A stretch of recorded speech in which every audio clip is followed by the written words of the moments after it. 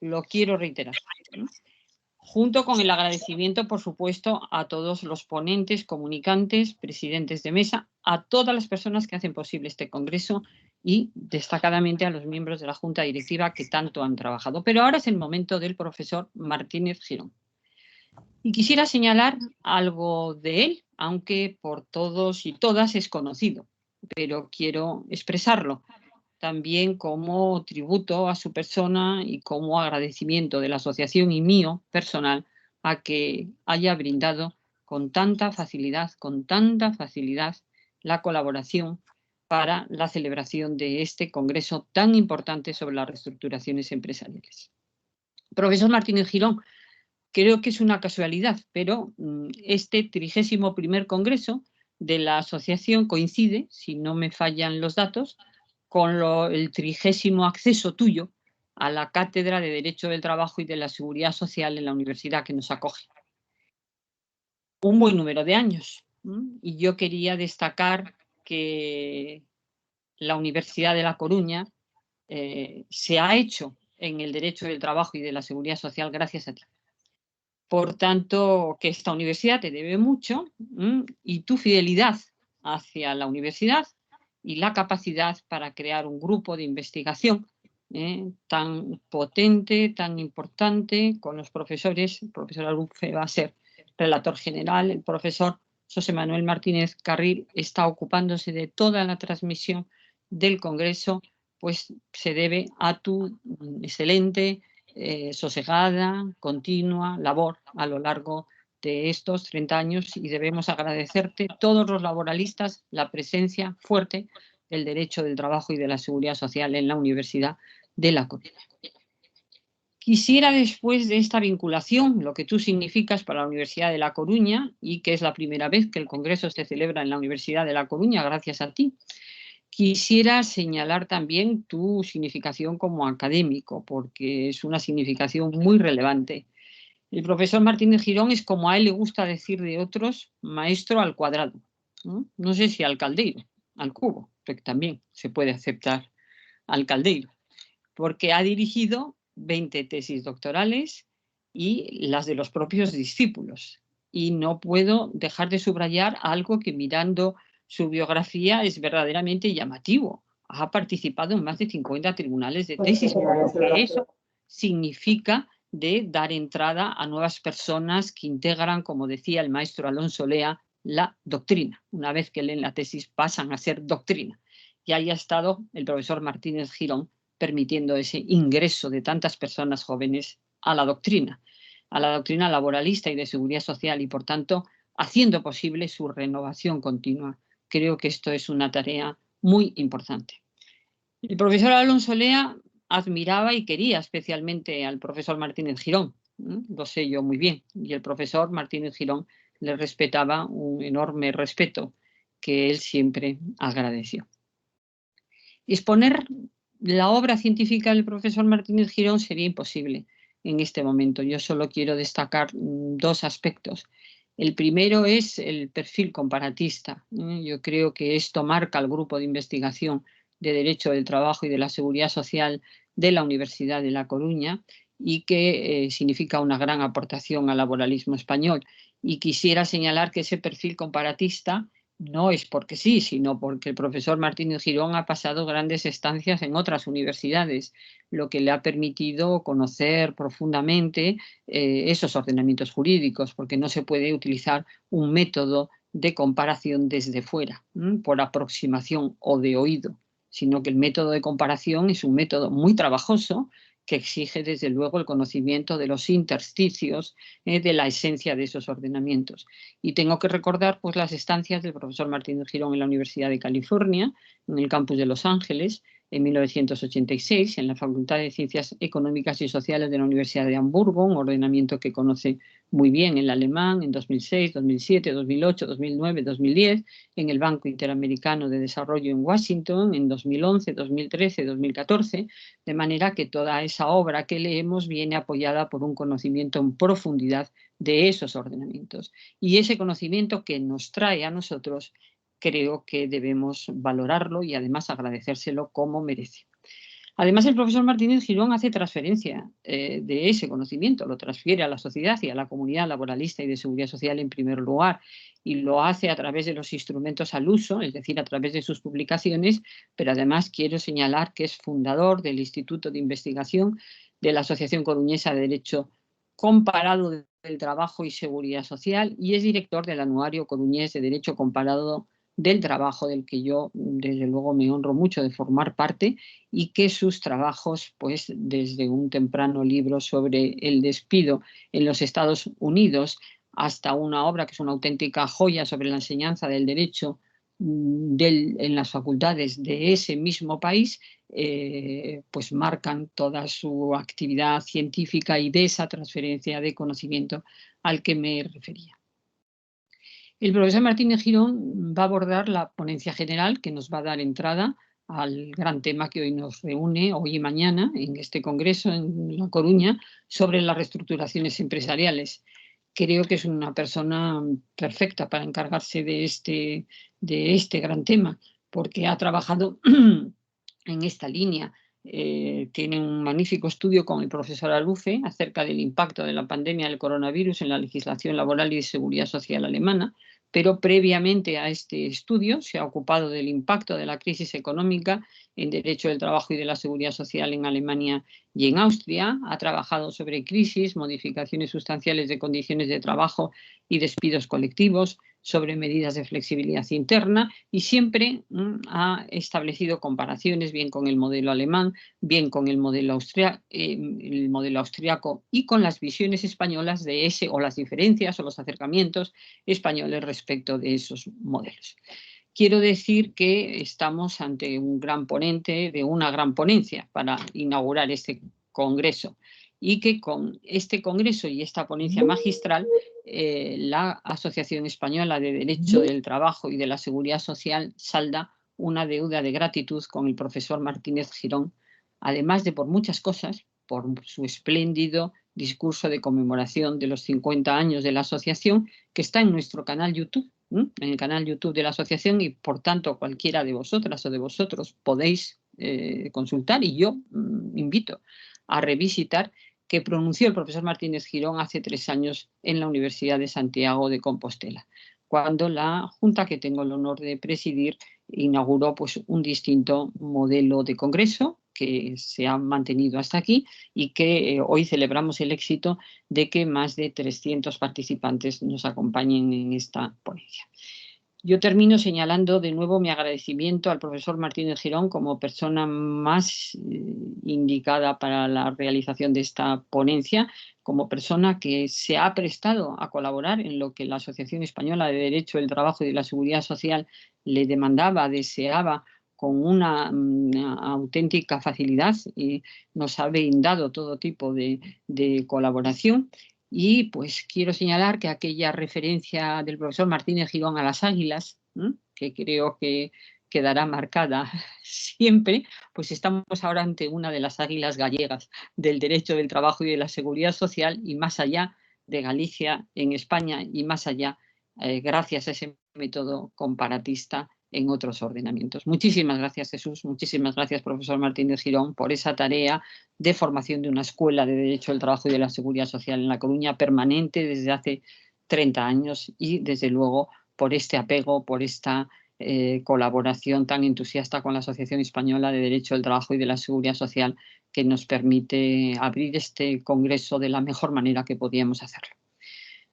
Todos y todas a escucharte, Jesús, cuando quieras.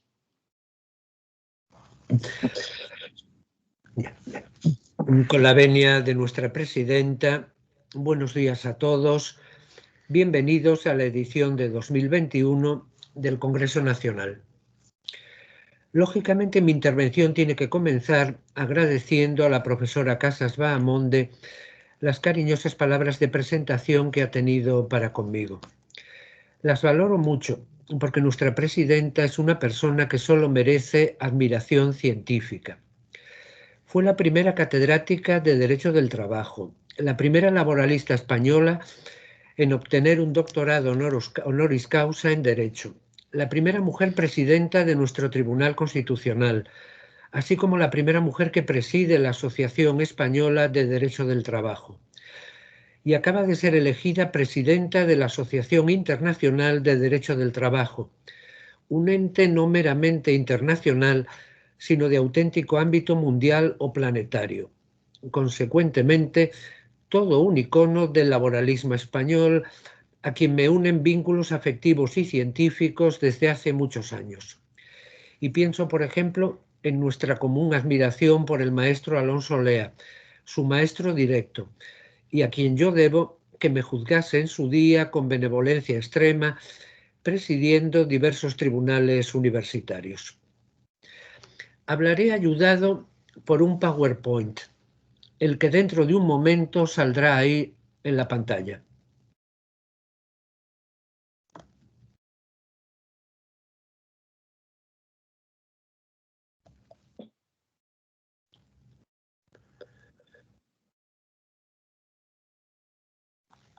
Nos espera un día largo y quizá esto ayude en mi caso a aliviar la monotonía de tener que limitarse a ver y a tener que escuchar a un mero busto parlante.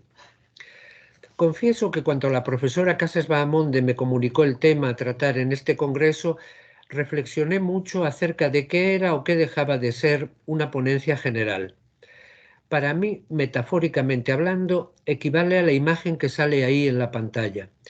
Es un marco, pero sin cuadro, porque tenía que dejar juego y espacio abierto a las ponencias específicas, que constituyen sin duda alguna la médula del Congreso. Pero como marco tiene vida propia, aunque no pretenda agotar todo lo que puede caber dentro de dicho marco.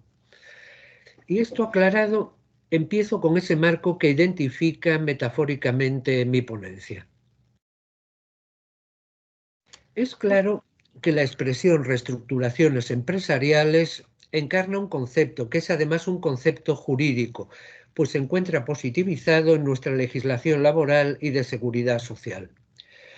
Lógicamente, como concepto jurídico que es la reestructuración empresarial, se presta que pueda abordarse su tratamiento sin mayor problema, empleando un análisis de jurisprudencia de conceptos, que es la metodología que más habitualmente utilizamos todos los laboralistas positivistas. Pero yo he renunciado a hacerlo, y de ahí la pregunta que aparece en pantalla. Vivimos una época de excepción marcada por la pandemia del coronavirus, la cual ha obligado a tener que promulgar un derecho de excepción, encarnado en casi medio centenar de reales decretos leyes. Y dentro de esta normativa coyuntural yo destacaría dos aspectos que salen ahí en la pantalla y que dificultan, en mi opinión, poder realizar los análisis jurídicos usuales basados en la metodología de la jurisprudencia de conceptos. El primero es la popularmente llamada prohibición de despedir por motivos económicos, técnicos, organizativos o productivos ligados a la pandemia. Es un fenómeno inquietante, sí, pero no alarmante, pues su dimensión puede cuantificarse sin mayor problema. Todos sabemos ahora mismo, por ejemplo, cuántos cientos de miles de trabajadores se encuentran en situación de ERTE. Pero el segundo, la moratoria concursal, que acaba de ser extendida hasta diciembre del año en curso, sí resulta mucho más inquietante y alarmante, pues nadie sabe, en cambio, cuántas empresas societarias o autónomos zombies existen a día de hoy en España. Estas dificultades, que quizás hacen presagiar que acabará produciéndose una modificación de nuestra legislación laboral estructural, fueron los estímulos que me animaron a prescindir de la metodología tradicional para pasar a utilizar otra que la filosofía jurídica del siglo pasado bautizó con el nombre de jurisprudencia de intereses. El profesor que figura en la pantalla es el catedrático alemán Philipp Heck. Acabó sus días mal, pero yo le miro con mucha simpatía, pues era un filósofo del derecho, aparentemente vivía en las nubes, pero que se ganaba holgadamente su vida haciendo dictámenes, que redactaba aplicando la metodología de la jurisprudencia de intereses que él contribuyó a perfilar definitivamente. Según este maestro alemán, Todo se resume en lo que ahora mismo acaba de salir en la pantalla. De un lado, un conflicto de intereses que obliga a declarar un interés vencedor o predominante, pero teniendo en cuenta que también hay que identificar y analizar los que llama intereses contrarios vencidos. Y de otro lado, un planteamiento inductivo, no catedrático, no matemático, que no va de arriba abajo, sino de abajo arriba, el cual obliga a analizar concretos casos, concretos supuestos de hecho, o, de acuerdo con la peculiar terminología de este maestro alemán, concretos intereses en conflicto. Y esto es lo que voy a hacer, después de haber seleccionado, creo que cuidadosamente, 3 concretos supuestos de intereses en conflicto que creo que acabarán teniendo algún efecto multiplicador. Estos 3 concretos supuestos que he elegido presentan todos el mismo común denominador, que es el carácter predominante o vencedor en ellos del derecho de la Unión Europea. Puede parecer sencillo o de cajón, pero anticipo que no va a ser fácil llegar a alcanzar dicha conclusión. Por eso he elegido esa foto, que quizá podría acabar convirtiéndose en un auténtico icono de la fotografía del siglo XXI. De espaldas aparece la señora von der Leyen, que encarna el interés comunitario, pues es la presidenta de la Comisión Europea, cuyo interés acabará siempre, repito, venciendo o prevaleciendo. Y detrás, sentados, aparecen 2 zoquetes, que encarnarían los que metafóricamente pueden calificarse como intereses contrarios al de la Unión Europea, pero que son, metafóricamente hablando, intereses vencidos. Creo que nadie honestamente puede negar el protagonismo estelar de la Unión Europea en la amortiguación de la crisis que padecemos y, consecuentemente, en el hecho de que las reestructuraciones empresariales extintivas y no extintivas no hayan ido a más y a peor. Es claro que los avales, créditos, rescates y demás ayudas de que se benefician tantas empresas societarias y tantos autónomos y que distorsionan el funcionamiento del mercado interior único no hubiesen sido posibles sin las sucesivas moratorias en la aplicación de las directrices comunitarias de 2014 sobre ayudas de salvamento y reestructuración de empresas no financieras en crisis. Por cierto, unas directrices que constituían un marco ideal para realizar jurisprudencia de conceptos sobre reestructuraciones empresariales. Pero el interés predominante de la Unión Europea no solo juega en la amortiguación de la crisis, sino también y sobre todo en la superación de la crisis económica provocada por la pandemia. Aquí la referencia obligada es el Reglamento Comunitario de diciembre de 2020, estableciendo el instrumento de recuperación de la Unión Europea mediante la dotación de un fondo de 750.000 millones de euros, el cual provocó la promulgación del Real Decreto Ley 36 de 2020, de 30 de diciembre, aprobando medidas para la ejecución del Plan Español de Recuperación, Transformación y Resiliencia.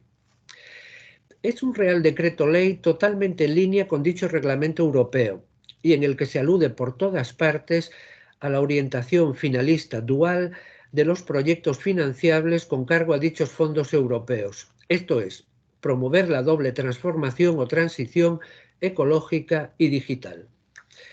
Sobre este tema, y desde que envié mi ponencia a la organización, se han producido 2 hechos relevantes, aunque en realidad pueden reconducirse a solo uno. Esto es, la presentación en plazo, el pasado 30 de abril, del Plan Español de Recuperación, que leí con cuidado, comparándolo con los planes alemán e italiano, y que me parece un plan tremendamente conservador.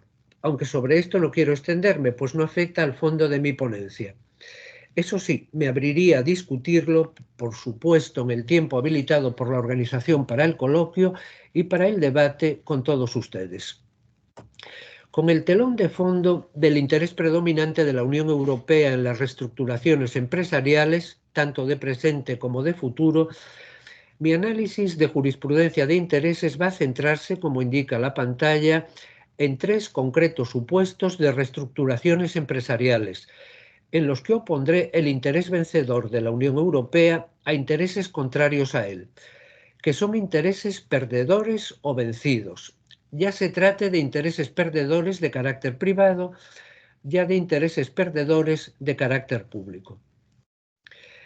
El primer grupo se refiere a las que podrían denominarse reestructuraciones empresariales recomendables por causa del interés prevalente de la Unión Europea. Aquí creo que ha valido la pena centrarse en las empresas que conforman un sector bien importante para la economía capitalista en que vivimos. Son las empresas que integran el sector financiero privado, o si se quiere más radical y concisamente, nuestros bancos privados. La pandemia les ha impactado, como nos ha impactado a todos, pero los ERES, no ERTES, que caracterizan este sector vienen de tiempo atrás. Y lo que es peor, estos ERES, que son ERES mixtos, a la vez extintivos y no extintivos, son ERES que van a seguir produciéndose. Que esto viene de tiempo atrás es claro, pues según datos oficiales, solo en el periodo 2010-2018, inmediatamente precedente al estallido de la pandemia, el sector bancario español perdió más de 75.000 puestos de trabajo. Y es evidente que este adelgazamiento del empleo en el sector bancario está causado por la digitalización de la sociedad y la digitalización de la economía. Esto es, por un fenómeno imparable que necesariamente va a ir a más y no por causa de la pandemia. Ahora bien, ¿qué papel juega en todo esto la Unión Europea? Como todo el mundo sabe, el sector bancario es un sector hiperregulado, precisamente por la propia Unión Europea. La Unión Europea ve inevitable la reestructuración, no se opone a ella y yo diría incluso que la recomienda.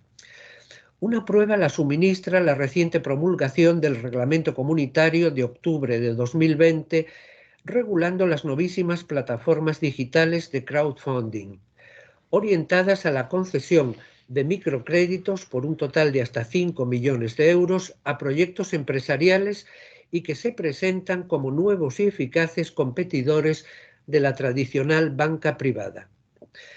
Otra prueba la suministra la también reciente promulgación de la ley que acaba de salir ahí en pantalla, la Ley de Transformación Digital del Sistema Financiero, que es una norma con un interés doctrinal muy grande. De un lado, desmiente la afirmación de que en España solo se gobierna últimamente por la vía del Real Decreto Ley, pues dicha ley se tramitó en las Cortes en plena pandemia, eso sí, con una tramitación parlamentaria sin estridencias. Y de otro lado, porque certifica que la digitalización de los bancos va a ir necesariamente a más. Lo que ocurre, y así lo quiere la Unión Europea, es que los pasos adelante a dar en la digitalización bancaria tienen que darse con seguridad al 100%, evitando aventuras digitales que pudiesen comprometer la protección del consumidor, la estabilidad financiera, el blanqueo de capitales o la lucha contra la financiación del terrorismo. Evidentemente, este proyecto de ley no lo elaboró el Ministerio de Trabajo, sino que es cosa de los ministerios económicos del Gobierno, y de ahí su indiferencia en relación a cómo puede llegar a repercutir todo esto sobre el empleo en el sector bancario. Pero yo soy laboralista y me he comprometido a realizar además un análisis de jurisprudencia de intereses. Sabemos ya que predomina aquí el interés de la Unión Europea, pero ¿quiénes son los perdedores o los vencidos en este conflicto de intereses? Aclaro que hay muchos perdedores genéricos e indirectos, por ejemplo las personas mayores, a quienes también afecta y mucho el cierre de oficinas bancarias. Pero los perdedores directos y específicos, a quienes estas reestructuraciones golpean más agudamente, son los trabajadores bancarios cesantes, o si se quiere redundantes. Son además perdedores con un perfil digital muy peculiar, que analizaré brevemente al hilo de las distinciones que van a aparecer en pantalla. Lógicamente, estos trabajadores bancarios, a diferencia de la criatura que he puesto ahí en la pantalla, no son nativos digitales, por causa de su edad. Prototípicamente tienen 55 años de edad, pero sí son adoptivos o migrantes digitales, pues resultaría inconcebible que viniesen cumpliendo sus deberes laborales sin un perfil digital que ya le gustaría tener a muchos de nosotros incluido yo, por supuesto. Y lo trágico es que, a pesar de su impecable puesta al día digital, están predestinados a perder su empleo. Y sobre esto sí quiero reflexionar un poco. De repente, muchos políticos han caído en la cuenta de que tenemos un problema de analfabetismo digital que impacta sobre el mundo laboral. En este concreto punto me parece ejemplar lo que acaba de ocurrir en Alemania. El 20 de mayo de 2020, hace ahora un año, se promulgó allí la llamada Ley del Trabajo del Mañana, cuya tramitación parlamentaria había empezado antes del estallido de la pandemia. Obedece a una idea muy sencilla, la de que hay que alfabetizar digitalmente a la población asalariada, pero sin dar palos de ciego. Aquí la formación profesional dual tiene que centrarse en aquellas profesiones con un alto potencial de sustituibilidad digital, esto es, profesiones en las que resulta técnicamente viable la asunción de al menos un 70% de las tareas por ordenadores o por máquinas controladas por ordenadores. Y todo esto apoyado en sólidos estudios estadísticos que se remontan al año 2013. Esto ya es derecho vigente en Alemania. Y yo me pregunto, ¿tenemos algo parecido a esto en España? Pues bien, lo más parecido que yo he podido encontrar es un Real Decreto de 15 de diciembre de 2020, al parecer impugnado por un sindicato, por el que se regula la concesión directa de subvenciones a los interlocutores sociales para la digitalización del sector productivo. Si algún colega alemán lo leyese, pensaría que esta norma reglamentaria nuestra se limita a dar palos de ciego, pues la recualificación digital indiscriminada no asegura en absoluto que el recualificado vaya a conservar su empleo, al igual que les ha ocurrido y les seguirá ocurriendo a tantos miles y miles de trabajadores de nuestros bancos privados. Cambiando de tercio, quiero ahora poner de relieve que la Unión Europea también ha manifestado su interés por la problemática laboral y no solo por la problemática mercantil asociada a las llamadas plataformas digitales. Aquí hay dos grandes asuntos implicados, aunque solo voy a centrarme en uno. El que dejo aparcado es el de los riders. Ha sido regulado por el Real Decreto Ley 9/2021, promulgado cuando ya había enviado a la organización el texto de mi ponencia. Podríamos tratarlo en el coloquio, y para animarlo, si es que llega a verlo, me limitaré a apuntar ahora que este Real Decreto Ley tan reciente tiene una mácula, que es además una mácula evidente. En lo que voy a centrarme, como hacía en mi ponencia, es en otro tema, que me parece mucho más trascendente. El que sale ahora mismo ahí en la pantalla. Este portal EURES se encuentra actualmente regulado en un reglamento comunitario de 13 de abril de 2016 que fue desarrollado en España, aunque tardíamente, por un Real Decreto de marzo de 2019.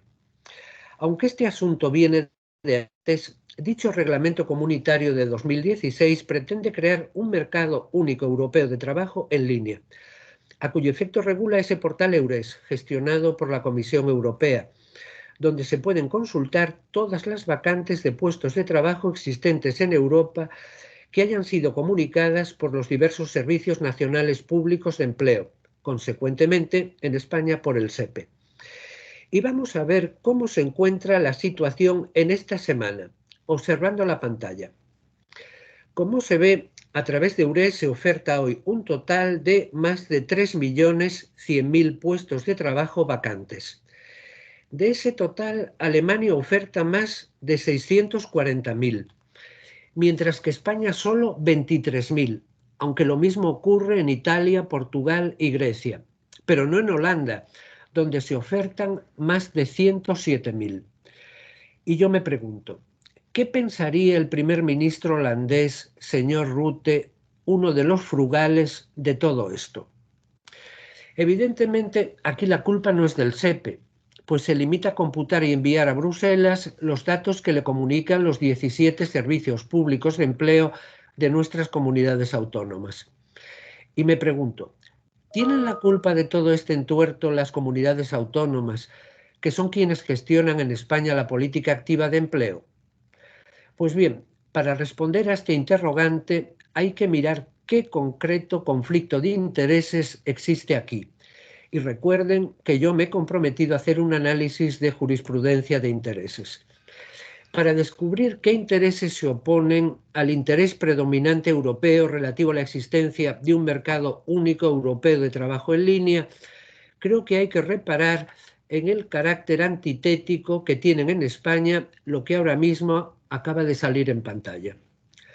Lo que sucede en España es que las agencias de colocación que llevan a cabo la intermediación laboral privada no comunican ni al SEPE ni a los servicios autonómicos de empleo las vacantes que privadamente gestionan por su cuenta. Tienen el deber de hacerlo, pues así lo impone la Ley de Empleo desde el año 2010, pero no lo hacen, pues ello comprometería su negocio privado y sus intereses privados, que son claramente contrarios al interés europeo. La solución a este conflicto de intereses es aparentemente sencilla. Cúmplase la ley. Pero lo que ocurre en España es que el incumplimiento de ese mandato de la Ley de Empleo, que fue reglamentado en el año 2010, no tiene ningún reflejo en las infracciones administrativas en materia de empleo reguladas en la ley que ahora mismo va a salir en la pantalla. Esto es la Ley de Infracciones y Sanciones en el Orden Social de 2000, que es la norma que aplica nuestra Inspección de Trabajo y Seguridad Social, a la que tampoco puede atribuirse ninguna culpa en este entuerto. La culpa la tiene el legislador, al haber dejado impune esta infracción normativa. Es un tema que urge. De un lado, porque vivimos en un Estado de Derecho y las leyes se promulgan para que sus destinatarios las cumplan inexorablemente.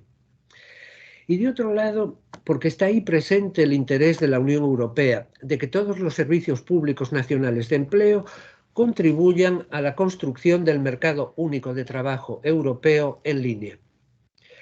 Evidentemente, cuando se produzca esa modificación de la LISOS que urge, habrá que declarar como intereses perdedores o vencidos los de todas esas agencias privadas de colocación que vienen funcionando a su aire hasta el día de hoy, hasta el punto incluso de que a lo mejor estas agencias de colocación tendrán incluso que reestructurarse.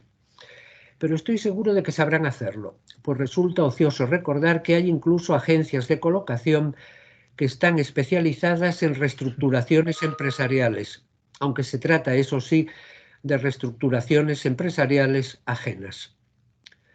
Y vuelvo a cambiar de tercio, aunque se trata ya del tercio final, para abordar las reestructuraciones empresariales que aparecen en pantalla, esto es, las reestructuraciones empresariales imponibles por causa del interés prevalente de la Unión Europea.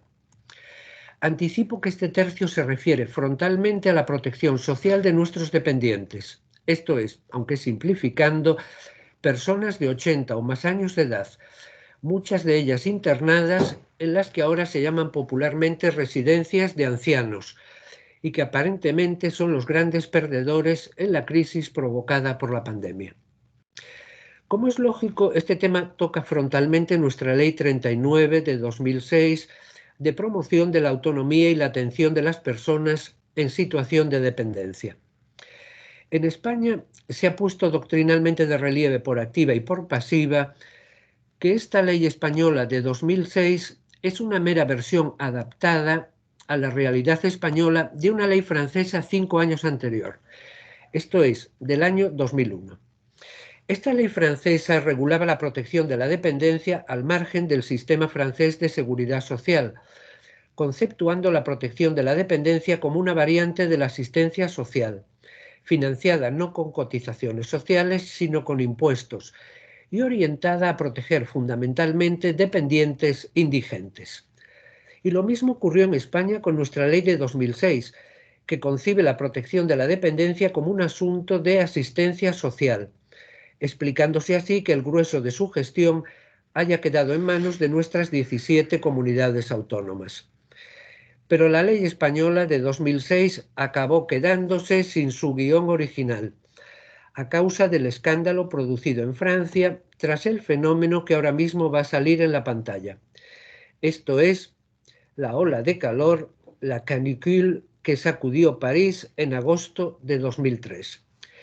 En ese verano, París padeció temperaturas de más de 42 grados, con el resultado de que muriesen asfixiados, por no decir asados como pollos, más de 15.000 ancianos franceses de clase media, no indigentes, que eran propietarios de sus pisos y apartamentos, pero que no podían salir de ellos. El escándalo provocado por estos miles de ancianos muertos de clase media obligó a replantear en Francia la legislación protectora de la contingencia de dependencia, tomando como modelo el sistema de seguridad social de sus vecinos del norte, formalizado desde hacía casi 2 lustros en el libro 11 del Código Alemán de Seguridad Social. Pero Francia no es Alemania, y hubo que esperar a que la derecha francesa cumpliese su papel, dejándole a la izquierda que cumpliese el suyo. Y así, a imitación del modelo alemán, el presidente Chirac, que era un señor de derechas, hizo su papel, implantando en 2004 la cotización patronal por dependencia. Por su parte, el presidente Hollande, que era a su vez un señor de izquierdas, también cumplió su papel, implantando en 2012, tras el paréntesis impuesto por la crisis financiera global, la cotización por dependencia de los pensionistas. Este revirement francés culminó en 2015 al promulgarse la fenomenal y vanguardista Ley de Adaptación de la Sociedad Francesa al Envejecimiento. ¿Y qué pasa en España? Lo he analizado en mi ponencia al hilo del llamado Acuerdo de la Mesa de Diálogo Social de Autonomía Personal y Dependencia, firmado en Madrid hace solo unos meses, exactamente el 14 de enero pasado. Si se analiza este documento con metodología de jurisprudencia de intereses, creo que habría que destacar en él 2 aspectos. En primer lugar, en lo tocante al conflicto de intereses entre Estado y comunidades autónomas, el hecho de que siga apostando por mantener el statu quo. Dicho más claramente, se sigue apostando por la gestión autonómica de la dependencia, al margen totalmente de nuestro sistema de seguridad social que gestiona el Estado a través sobre todo del INS y la Tesorería. Y en segundo lugar, el hecho de que este acuerdo de diálogo social contemple el interés de la Unión Europea en este concreto asunto como un interés subordinado, un interés pasivo e incluso un interés meramente pagador o financiador. Ahora bien, en mi opinión, el interés de la Unión Europea vuelve a mostrarse aquí de nuevo como interés predominante y vencedor, además de como interés pagador, pues este interés europeo aparece encarnado en lo que ahora mismo va a salir en la pantalla, esto es, el artículo 34 de la Carta de los Derechos Fundamentales de la Unión Europea. Les animo a leer reposadamente este precepto. Verán que distingue claramente, de un lado, lo que es seguridad social contributiva, en la que aparece contemplada la contingencia de dependencia, y de otro lado lo que es asistencia social no contributiva. Los sistemas francés y alemán de protección social de la dependencia se encuentran ya alineados con este importantísimo precepto del derecho originario de la Unión Europea. Nuestro derecho, en cambio, no está alineado en absoluto. Harán falta aquí reformas estructurales y seguramente serán dolorosas, sobre todo desde un punto de vista político. He querido reflejarlo en la imagen que aparece ahí en la pantalla.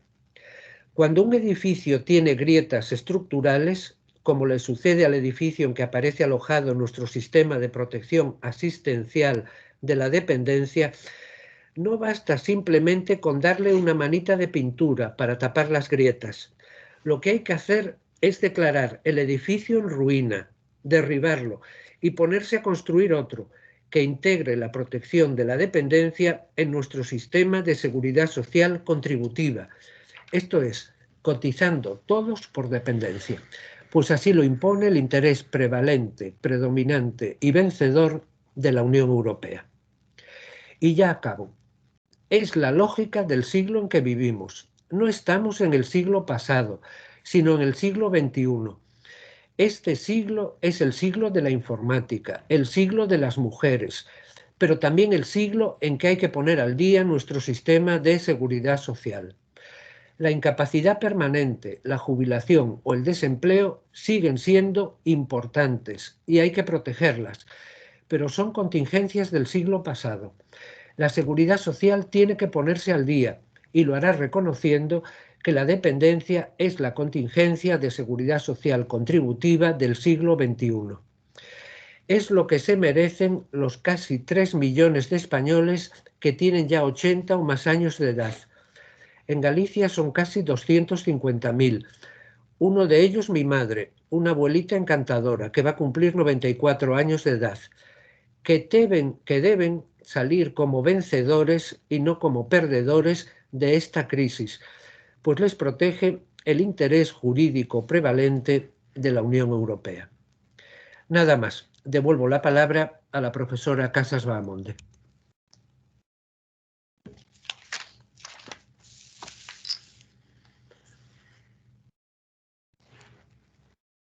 No se oye.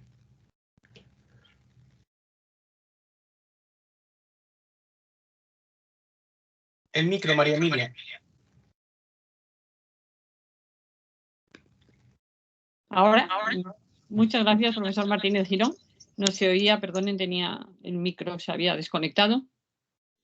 Por esta magnífica ponencia que aborda un conjunto de problemas del mayor interés y que nos va a permitir un coloquio para el que disponemos de unos minutos hasta la pausa que dé entrada a las sesiones simultáneas y que, estructurando mucho lo que ha señalado el profesor Martínez Girón, porque su ponencia está llena de recovecos intelectuales en los que uno puede caminar, pues podemos centrarnos en esa metodología que el aplicado de jurisprudencia de intereses para analizar el tema de las reestructuraciones empresariales ha señalado la importancia o el carácter predominante o vencedor del interés de la Unión Europea, no solo en la amortiguación de la pandemia, sino en la recuperación.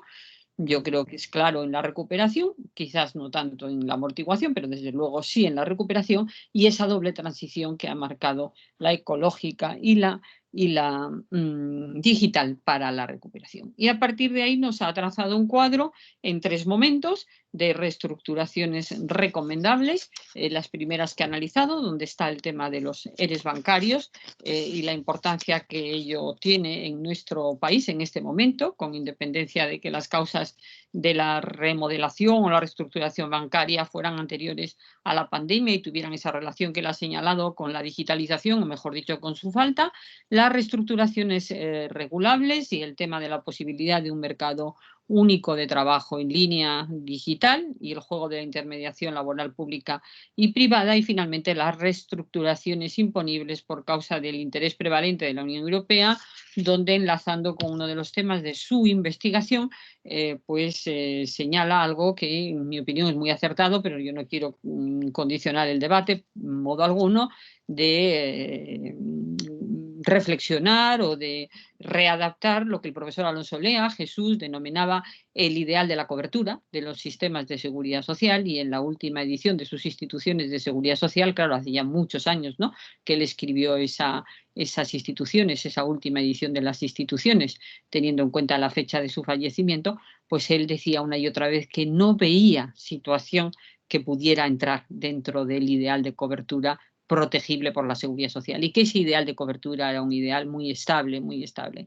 Él asistió a la discusión en Francia muy importante hace muchísimos años acerca de si las ayudas del transporte deberían formar parte o no de la seguridad social, y él señalaba que con el ámbito de cobertura español del sistema de seguridad social, el ideal de cobertura que podía reflejar el convenio IT sobre norma mínima y que podía reflejar la civilización europea o la conciencia jurídica europea acerca de lo que debería ser la seguridad social, quedaba cubierto, porque él no asistió virtualmente, sí conoció, pero no asistió a la regulación de la dependencia y la situación jurídica de la dependencia en el ámbito de la asistencia social y no de la seguridad social contributiva, como en cambio se contempla en otros ordenamientos, y por lo que yo leo de literatura pospandémica, es una reivindicación en todos los países pues un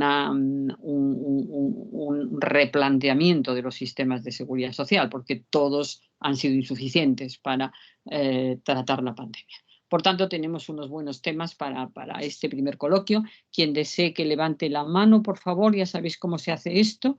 Si queréis alguna pregunta al profesor Martínez Girón.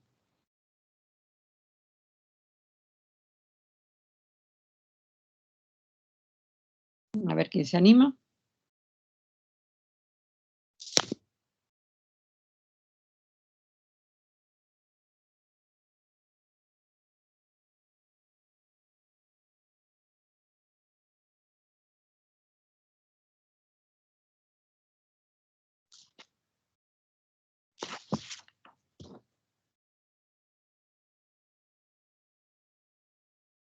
Hay una mano levantada, María Sepúlveda. Cuando quieras, María, tienes la palabra.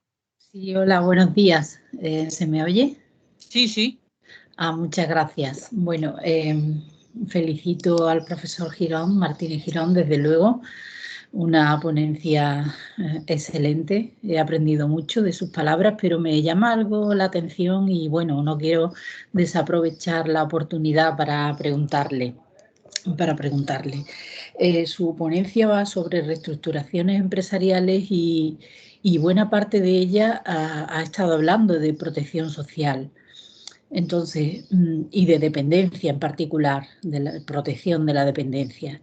Esto me lleva, quizás, no sé, erróneamente, y es lo que le quiero trasladar, a pensar o a concluir que da por hecho que los cambios que estamos viviendo, las reestructuraciones empresariales, es algo ya muy asentado y que se van a perder muchos empleos y que, por tanto, lo que tenemos que hacer es reforzar nuestro sistema de protección social.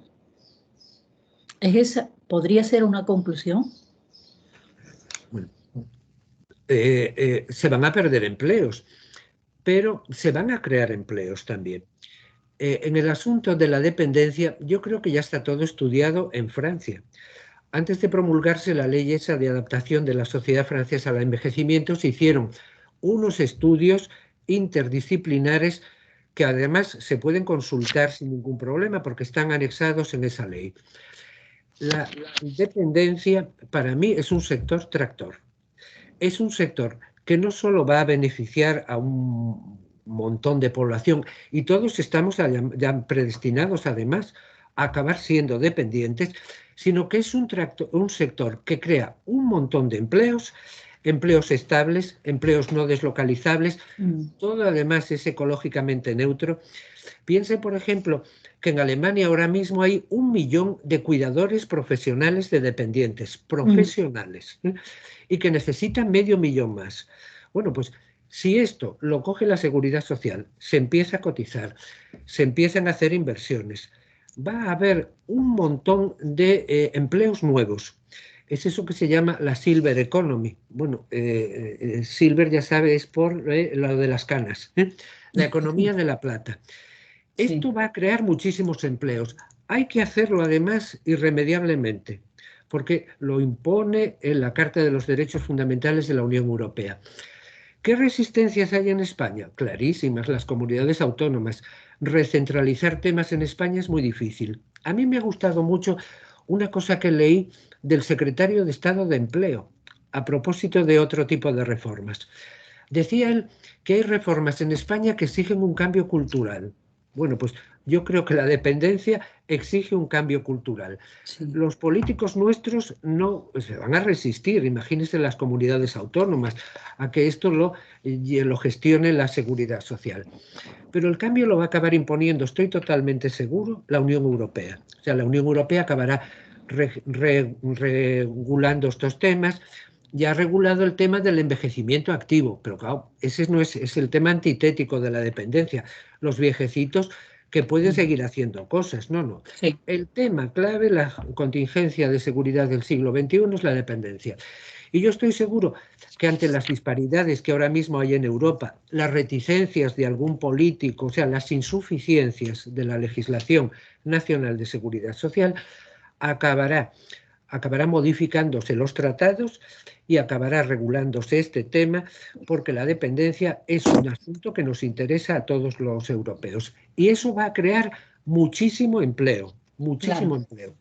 Más estable, no deslocalizable, no contaminable. Lo entiendo perfecto, sí. Muchas gracias por la aclaración. A usted. Muchas gracias, María, por tu pregunta. ¿Alguna otra intervención?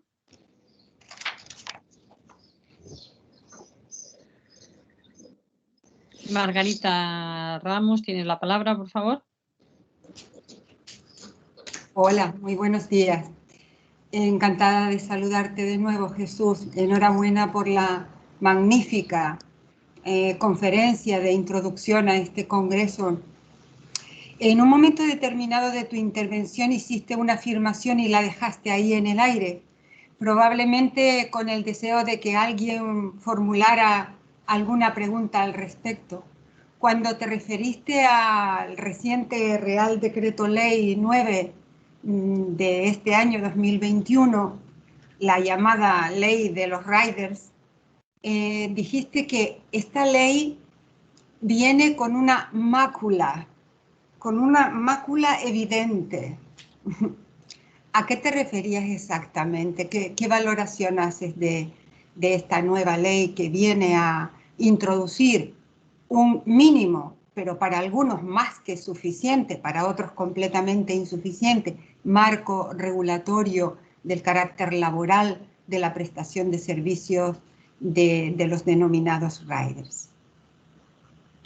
Muy bien, Margarita, pues te contesto. La ley de riders es un real decreto ley. En España, desde el año pasado se dictaron 39 reales decretos leyes. Y este de los riders es el número 9, o sea, son 48 reales decretos leyes. Yo siempre me fijo en el precepto del Real Decreto Ley que regula su entrada en vigor. Fíjate que de esos 48, 45 entraron en vigor bien al día siguiente, hombre, que parece lo más normal, pero hay 16 que entraron en vigor el mismo día de su publicación en el Boletín Oficial del Estado. Y claro, ¿qué le ocurre a este Real Decreto Ley 9/2021, el de los riders?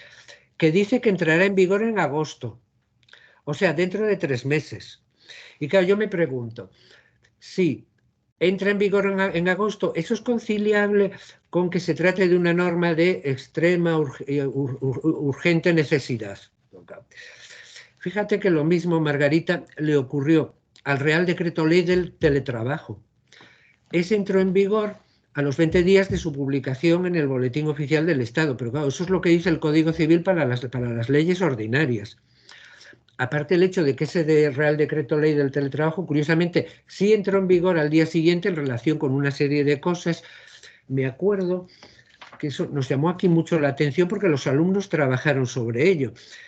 El del teletrabajo regulaba también el régimen fiscal aplicable a la final de la UEFA Women's Champions League. Es una cosa que parece que no tiene mucho que ver con el teletrabajo. Hay otro Real Decreto Ley al que le ha pasado lo mismo, o sea que no entra en vigor. Hombre, entrar en vigor al mismo día de su publicación me parece un exceso, pero bueno, al día siguiente de su publicación en el Boletín Oficial del Estado. Es otro que se ha promulgado también en este año 2021 y que se refiere a la transposición de diversas directivas comunitarias, que incluso se prevé que entre en vigor en el año 2022. Yo me pregunto, si el Real Decreto Ley se promulga por razones de extrema y urgente necesidad, eso lo dice la Constitución, ¿cómo se puede establecer un plazo de vacatio legis de 3 meses? Bien, para mí eso es inconstitucional y tiene además mal arreglo, porque si se cae el precepto que regula su entrada en vigor, habría que aplicar el Código Civil, pero los 20 días siguen estando pensados para las leyes ordinarias, no para los reales decretos leyes. ¿Qué ocurrió? Hombre, pues había prisa porque quizá había pues un acuerdo, bueno, hay un acuerdo de diálogo social, pero ¿por qué no se tramitó esto en las Cortes Generales, incluso por la vía de la ley de urgencia? La exposición de motivos del Real Decreto Ley de los Riders pues intenta hacer encaje de bolillos para justificar esto de que entre en vigor 3 meses después, el próximo mes de agosto. Pero claro, no puede tener disposiciones transitorias porque es una norma promulgada por razones de extrema y urgente necesidad. Bien, yo lo hubiera tramitado como ley de Cortes. Creo que si no entra en vigor al día siguiente de su publicación en el Boletín Oficial del Estado, no está justificada la extrema y urgente necesidad de su promulgación y, por lo tanto, es inconstitucional. Aquí hay problemas de derecho transitorio, pero que no puede abordar un Real Decreto Ley. Eso tendría que haberse abordado en la tramitación ordinaria en las Cortes Generales. Un tema, además, que está muy de moda en los Estados Unidos, porque no sabemos cómo va a acabar evolucionando este tema. En Europa, tanto el Tribunal Federal de Trabajo alemán como la Sala de lo Social del Tribunal Supremo, la Sala de lo Social de la Corte de Casación francesa, la Corte Suprema del Reino Unido, todos están en la línea de que esto es un contrato de trabajo, pero en los Estados Unidos es un tema que ha evolucionado ahora mismo de otro modo. Por cierto, les animo a leer la versión digital del Anuario Coruñés de Derecho Comparado del Trabajo, donde van a salir unas contribuciones sobre este asunto. Además, la revista se ha reformulado y es una revista telemática, va a salir como revista telemática. Contamos con el aval de la profesora Casas Bahamonde, que es una miembro del relumbrón del Consejo Científico de nuestro anuario. Bueno, pues, ¿cómo va a evolucionar este tema? Pues no lo sabemos, porque en los Estados Unidos el asunto clave es el del derecho transitorio. No es lo mismo la eficacia de cosa juzgada de una sentencia que se produjo también en los Estados Unidos, en la Corte Suprema de California, que la eficacia normativa de una ley, que por cierto se promulgó en California, pero hace solamente unos pocos meses, por la vía de la iniciativa parlamentaria. Resumiendo, querida vicepresidenta, un decreto ley que entra en vigor a los 3 meses de su promulgación tiene una mácula de constitucionalidad, en mi opinión, y siempre salvo mejor parecer. Muchas gracias, Jesús. Muchas gracias. Muchas gracias, profesor Martínez Girón. ¿Alguna otra intervención? ¿Alguien levanta la mano? Profesor Cabeza.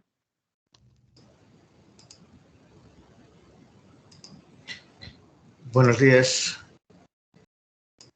A ver si soy capaz de encender la cámara. Sí, buenos días. Y yo también quería felicitar a Jesús Martínez Girón, querido amigo, por muchas cosas y también por esos 30 años de catedrático.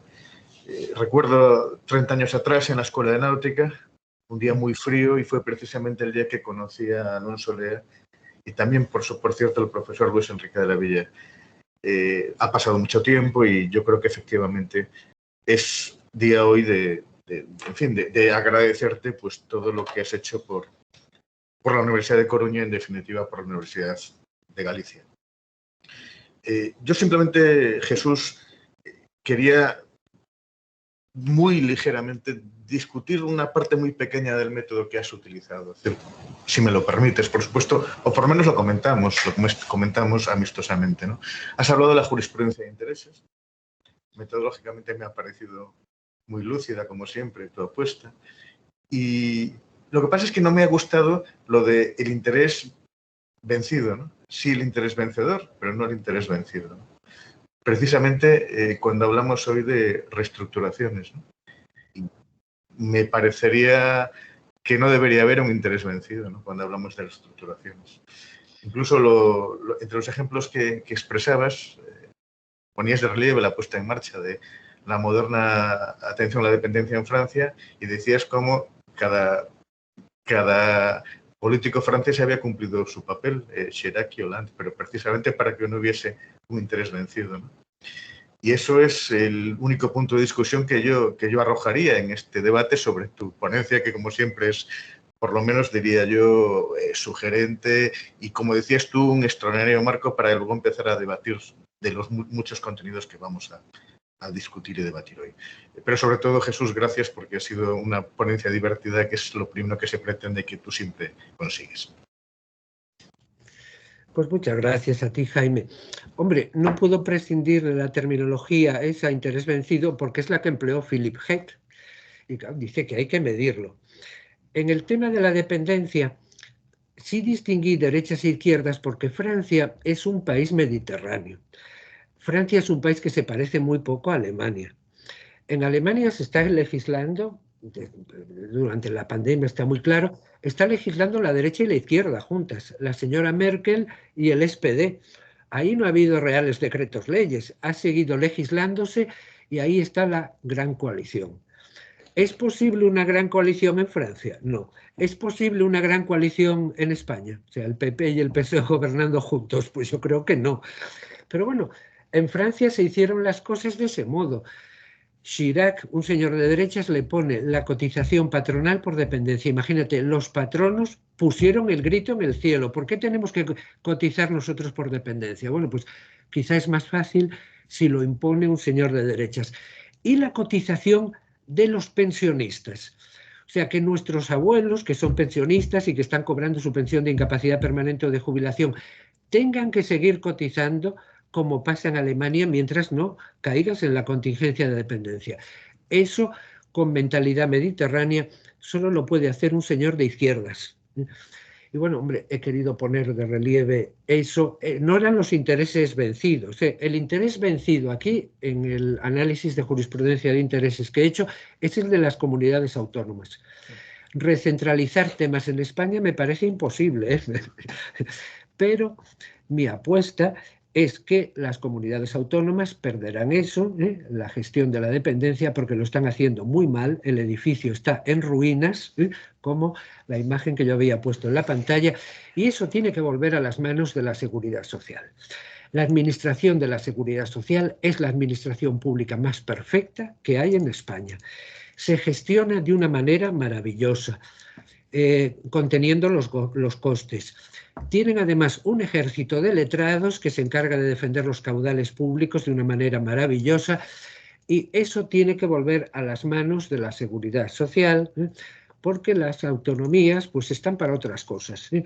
La Seguridad Social, a mí me dijo, voy a contarlo como reflexión final, me dijo una vez un alto cargo de la Seguridad Social que España existe por dos razones. El rey, que eso no es, digamos, transferible a las comunidades autónomas, y la seguridad social. Desde el momento en que la seguridad social se transfiere a las comunidades autónomas o se trocee, se acaba España. Hombre, yo soy español, de los pies a la cabeza, ¿eh? Creo en la seguridad social. Creo además que la seguridad social tiene muchos amigos de boquilla, pero amigos comprometidos son muy pocos, muy pocos, muy pocos. Yo a mis alumnos siempre les cuento qué diferencia hay entre apoyo y compromiso. O sea, comprometidos en España con la seguridad social hay muy pocos, apoyos habrá muchos. Pues la diferencia entre apoyo y compromiso se la cuento a mis alumnos con una metáfora culinaria, la de los huevos con bacon. En los huevos con bacon la gallina apoya y el cerdo se compromete. Bueno, pues yo a efectos de seguridad social soy un cerdo, no soy una gallina. Yo apoyo, mejor dicho, estoy comprometido con la seguridad social pública hasta el final. Muchas gracias, Jaime. Muy bien, muchas gracias. No sé si hay alguna pregunta más. Yo ya estamos a pocos minutos de cerrar y yo quería hacer nada más y nada menos que 3, si me lo permites, ponente. Porque me parece que como las conclusiones que hemos de obtener o que deberíamos obtener tras una discusión como estamos teniendo, abierta a todos, plural, aquí ya podemos empezar a trabajarlas. Parece que una de tus propuestas, que el Congreso asumirá o no asumirá, es una reforma de la seguridad social a la que estamos abocados tras la pandemia, a la que estamos abocados porque es que se han utilizado, con perdón, retales de un sistema de desempleo que no funciona porque deja a muchos fuera, a toda la contratación temporal. Es decir, que se han utilizado medidas de emergencia, pero ahora hemos de reflexionar sobre las estructuras. Entonces, parece que tu propuesta, y podría ser una de las conclusiones, es que en la reforma futura de la seguridad social, la dependencia pase a ser una situación protegida por la seguridad social. Y me parece que esto va íntimamente unido al debate de las pensiones, por lo que acabas tú de señalar de quién cotiza para esa nueva situación de necesidad, esa contingencia que la Seguridad Social va a proteger. Y tendríamos que analizar la ficha 23 o la ficha, es decir, las reformas planteadas por el Gobierno a Bruselas para recibir los fondos europeos, donde desde luego está la reforma de las pensiones, pero tengo la sensación de que está la reforma cuantitativa de las pensiones y de los requisitos para obtener las pensiones, pero no está la reforma que muchos europeos vienen demandando de que no llega a discutir en este momento para los pensionistas el alcance de su pensión, sino que tras lo sucedido y la referencia que tú has hecho a las residencias, el modelo que hay que discutir es mucho mayor, ¿no? Y ese modelo, el modelo de las residencias, el modelo sociosanitario, enlaza directamente con el tema de la dependencia, de manera que el mayor no solo ninguna Europa del futuro, una Europa que ya es del presente, debe obtener, la sociedad le debe una pensión, sino que le debe su atención a la dependencia, que tendríamos que abrir el debate de las pensiones para introducir esta cualidad de la dependencia. Pero mis preguntas, muy rápidas si quieres y puedes contestarla porque estamos con 7 u 8 minutos, sería algo a lo que te has referido, sobre todo en la primera parte de la intervención, en las reestructuraciones recomendables que han afectado fundamentalmente al sector bancario y que son estos seres mixtos a los que te referías, pero en mis preguntas es la moratoria concursal. ¿Cuál es la opinión sobre la moratoria concursal prolongada hasta diciembre? La segunda es, ¿qué te parece lo más valorable de la ley alemana del trabajo del mañana? Que es una ley que en efecto se inicia su discusión antes de la pandemia y si lo que ahí se contempla sirve para después de la pandemia y sirve para lo que hemos de hacer en España sobre después de la pandemia. Y tu opinión sobre la Ley 7/2020, que has dicho que es indiferente al empleo, ¿no? Que no tiene en cuenta el empleo. Si pudiera ser para cerrar una ponencia tan magnífica como la que has hecho, con una discusión que merece entrar en todos los puntos que has señalado. Bueno, Eurovidien Servant, querida presidenta, la moratoria concursal es un tema que nos inquieta a todos. Lo que pasa es que es un tema mercantil, no es un tema laboral y no es cuantificable. Yo he hablado pues, con colegas mercantilistas, con colegas abogados. Ellos dicen que la moratoria concursal sí es el fenómeno realmente inquietante porque es lo que hace que la economía esté actualmente dopada. ¿Qué puede ocurrir? Que yo lo ligaría también con otro tema. Pues que cuando se levante la moratoria concursal haya miles de presentaciones, declaraciones de concurso. Eso va a los tribunales mercantiles y luego va en suplicación a las salas de lo social de los tribunales superiores de justicia. ¿Qué va a ocurrir? Pues que se va a colapsar la justicia, según lo que le oigo a los colegas mercantilistas. Yo creo que hace falta también, María Emilia, una reforma de la justicia social. La justicia social ya no funciona. La justicia social está colapsada. Todos estamos viendo lo que ocurre, pues, por ejemplo, aquí en La Coruña, que se están haciendo señalamientos de pleitos para el año 2024 y para el año 2025. Este es un tema que tiene que ver también con la seguridad social. Es inadmisible que el 50% de la carga de trabajo de los juzgados de lo social sean pleitos de incapacidad permanente de grado. Eso hay que hacer como ocurre en Francia, que haya tribunales, pero que no son de laboralistas, sino de médicos, de gente así, que declare el grado de la incapacidad. Se le quitaría un 50% de trabajo a los juzgados de lo social y a las salas de suplicación que van a acabar estando colapsadas con todo esto de la moratoria concursal para que se centren en lo que realmente es importante. Bien, me hablabas también de la ley alemana.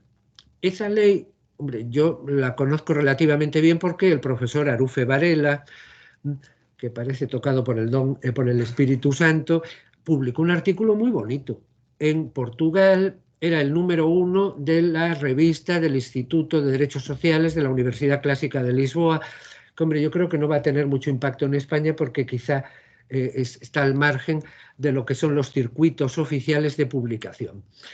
La idea alemana es muy clara. Esa ley se empezó a tramitar en el Bundestag antes del estallido de la pandemia. Hay que alfabetizar digitalmente a la población asalariada, pero invirtiendo bien el dinero, porque eso va a costar dinero. Hay que hacer un estudio de puestos de trabajo donde la sustituibilidad por máquinas sea pues, más predecible.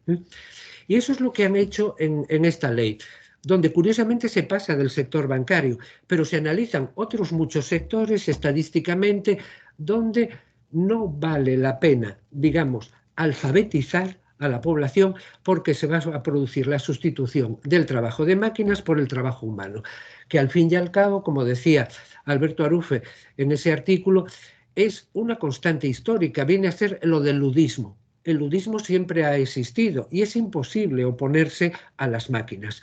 Ahora, ¿en qué sectores hay que invertir?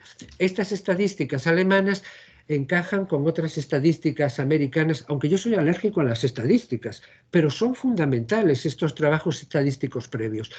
Hay sectores donde no vale la pena en el mundo occidental seguir invirtiendo, porque aquí los llamados países emergentes son los que se llevan el gato al agua.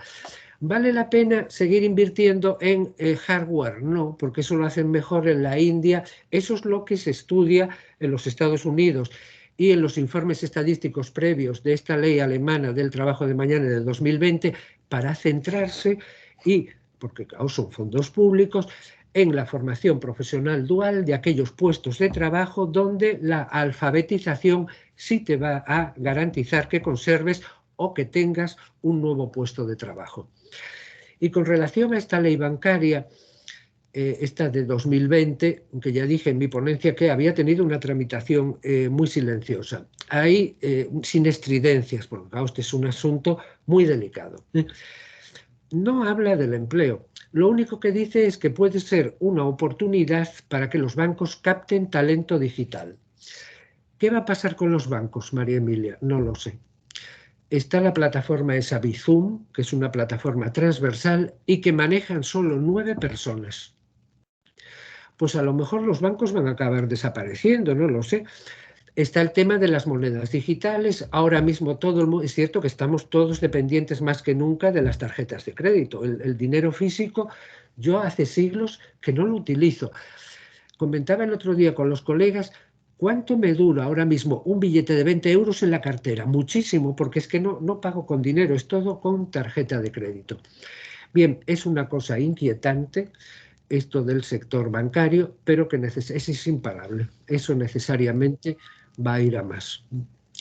Se habla mucho en la prensa, sobre todo en la prensa económica, de si el Ministerio de Trabajo debería tener un instrumento de control de los ERES. Pero claro, hay que volver a la autorización administrativa que había antes de 2010, de 2012. Pues no lo sé. Y para mí ese es un tema de prudencia política, porque el sector bancario, el empleo en el sector bancario va a menos. Eso es inevitable. Me parece que oponerse a eso es lo del ludismo. No sé si he contestado. Has contestado, Jesús, has contestado y además estamos en hora, porque exactamente estamos cumpliendo el programa marcado para terminar esta ponencia inaugural y su debate, hacer un descanso y comenzar a las 11:45 con las sesiones simultáneas, el primer papel sobre reestructuraciones no extintivas. Yo quiero terminar esta ponencia inaugural, esta sesión inaugural del 31º Congreso de la Asociación, felicitándote, Jesús, y dándote las gracias y siguiendo muy atentamente tus palabras, aunque no puedo reproducir por razones obvias lo que has señalado, dada la comparación animalística que has hecho, agradeciéndote tu compromiso, no solo tu colaboración, sino tu compromiso con la Asociación Española de Derecho del Trabajo y de la Seguridad Social, que ha hecho posible estar en la magnífica Universidad de La Coruña, que tanto debe y donde tanto has hecho, y que estemos hoy aquí los laboralistas españoles celebrando este congreso, aunque sea por vía virtual y no podamos vernos. Lo haremos pronto. Pues muchas gracias a todas y a todos por la participación hasta el momento. Les emplazo a las 11:45 a volver a conectarse para elegir, pueden elegir en el primer papel, criterios jurisprudenciales sobre reestructuraciones no extintivas y autonomía colectiva y reestructuraciones empresariales no extintivas. Seguimos. Muchas gracias, Jesús, muchas gracias a todos y enhorabuena.